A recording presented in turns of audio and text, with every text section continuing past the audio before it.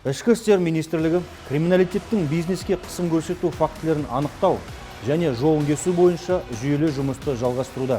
Жедел іс-шаралардың нәтижесінде Алматы қаласында ұйымдасқан қылмысқа қарсы күрес басқармасының қызметкерлері Ұлттық қауіпсіздік комитеті департаментімен бірлесіп, прокуратураның үйлестіруімен ресми емес жұмыскерлері қылмыстық ортаның өкілдері болған күзет кәсіпорнының құқыққа қарсы қызметін жойды.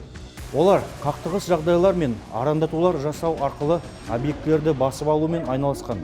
Кейіннен олардың қауіпсіздігін жүзеге асырған. Мысалы, өткен жылдың 23 қарашасында фигуранттар криминалдық қамқорлық жасау және ықпал ету саласын кеңейту мақсатында караоке барға басып кіріп, онда мекеменің иесі мен күзетшілерін ұрып соққан. Полицияға 10 күдікті жеткізіліп, олардың 6-ы қамауға алынды.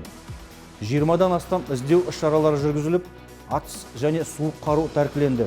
Бұзақылық пен өз бетінше билік етудің бірнеше фактілер бойынша сотқа дейінгі тергеп, тексеру жүргізілуде.